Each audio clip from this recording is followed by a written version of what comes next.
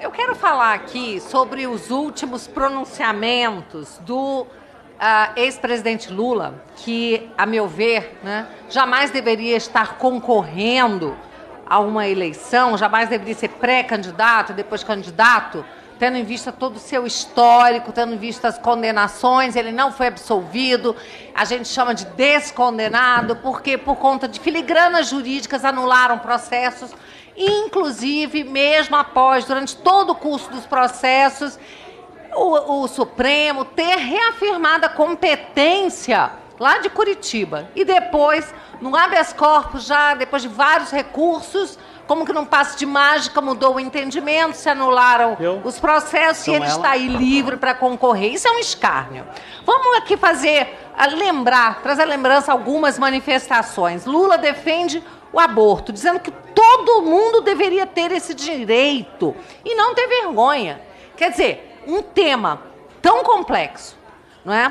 Todo mundo tem cuidado ao tratar desse tema. O Código Penal de 1940 procurou trazer alguma estabilidade aí para o tema, ressalvando o caso de estupro, gravidez decorrente de estupro, o caso de mulheres que corriam risco, de vida se levasse adiante a gestação, e mesmo assim o movimento pró-vida, que propugna a vida desde a concepção, procura sensibilizar as gestantes para que levem a cabo a gestação e depois oferecendo conforto material, um lar para crianças, caso a mãe não queira manter a guarda do filho. Quer dizer, é um tema super delicado, tem vida envolvida.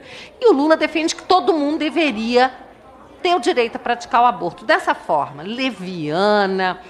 Bom, Lula também critica pautas da família. Ele diz o quê sobre as pautas de família? Que os valores da família são atrasados. Lula critica a classe média brasileira, sugerindo impor limite no consumo. Diz que a classe média brasileira ostenta demais. Mas só no seu casamento, num casamento milionário, as garrafas de vinho encontradas depois no lixo, garrafas caríssimas, ou seja, o discurso é totalmente divorciado das ações. A classe média é aquela que luta, que trabalha para não depender do Estado. Mas o Lula não gosta, porque ou ele apoia os oligarcas, que normalmente se unem a quem governa, a quem tem o poder para poder se beneficiar, e o PT fez muito bem isso aí com seus oligarcas, com os milionários que criou, ou então quer todo mundo bem na pobreza, que é para depender do Estado. E nós estamos aqui para defender, sim, a classe média. Lula também afirmou que o presidente Bolsonaro não gosta de gente, ele gosta de policial. Que escárnio, não é? Então, policial não é gente, Lula? Como é que é isso? Bom, também por falar em bandido, em 2019, um preso do PCC foi grampeado, afirmando que o PT tinha diálogos cabulosos com os bandidos. Isso não causa surpresa a ninguém.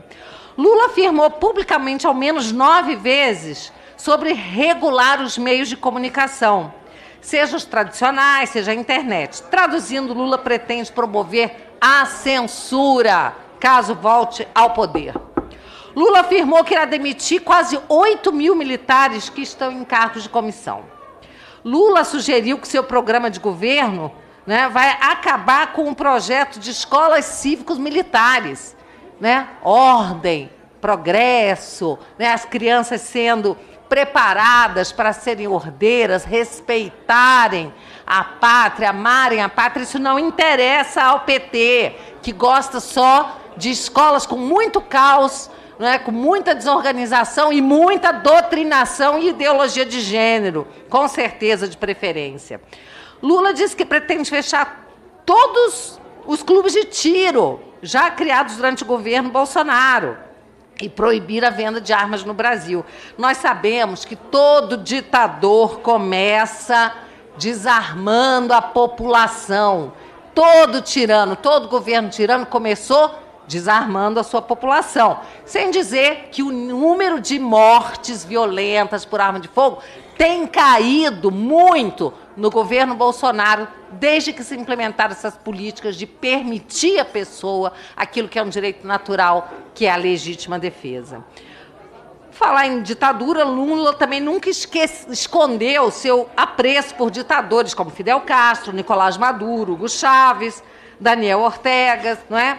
Em julho de 79, numa entrevista concedida à revista Playboy, ele chegou a afirmar que Che Guevara, Mao Tse-tung e Hitler eram figuras que ele admirava. Lula também disse recentemente que, se voltar a governar, o MST irá ser protagonista do seu governo. Está claro aí que o PT financiava invasões a propriedades. Reportagem da revista Oeste mostra que o caixa forte dos movimentos sem terra, né, as ONGs receberam em torno de 152 milhões de verbas na gestão Lula e 100 milhões na gestão Dilma. Hoje esses grupos não recebem nenhum centavo, porque o que se valoriza é a pessoa que trabalha, compra a sua propriedade ou a herda, trabalha na sua terra, e não grupos organizados, armados, organizados, criminosos, né? Criminalmente organizados. Lula instigou sua militância a fazer um mapeamento dos endereços dos parlamentares para incomodar os familiares. Pais, mães, idosos, esposas, filhos. Então, agora ele quer que a sua militância vai incomodar os parlamentares, sem nenhum respeito e tranquilidade. Lula disse também que não suportava mais ver jovens de 14, 15 anos sendo violentados pela polícia só porque roubaram um celular. Em outro momento, já disse que muitos roubam um celular, né, por falta de perspectiva. Isso é um abuso, um deboche com a cara das pessoas que trabalham e daqueles que perderam filhos, marido, esposa, parente, amigos, num roubo de celular em que, no final das contas, a vítima foi baleada e morta pelo pobre do menininho de 14, 15 anos. Em vídeo que circulou na internet, Lula confessou que cansou de viajar o mundo falando mal do Brasil, inventando o número de crianças abandonadas. Esperar o quê? De alguém que disse até mesmo que o PT vai ao hino nacional, não é mesmo? Lula já se posicionou contra empregos como Uber, iFood, aplicativos similares, né, que dão empregos para tantas pessoas em momentos de total desalento. Lula disse também que a razão da guerra da Ucrânia seria resolvida em uma cervejada, em uma mesa de bar. Essa é a seriedade do assunto, né? Lula, sobre a pandemia, não vamos esquecer que ele disse: ainda bem que a natureza, contra a vontade da humanidade, criou esse monstro chamado coronavírus, porque aí os cegos vão despertar e vão enxergar que muitas vezes é só o Estado que pode resolver. Olha aí, né? Ainda bem que se criou o coronavírus. E o Bolsonaro é que é chamado de genocida.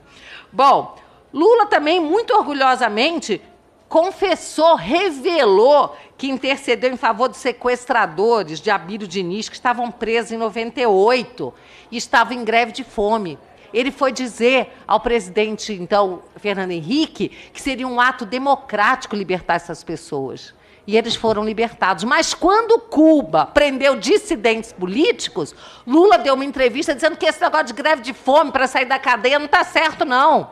E disse que a justiça cubana deveria ser respeitada e os dissidentes políticos deveriam ficar presos. Um deles chegou a morrer depois de várias semanas de greve de fome. Lula não teve pena, não. Achou que estava certo. Afinal, era dissidente político, não é? Lula também contou, assim, né? Ele tem falado a respeito da igreja, né?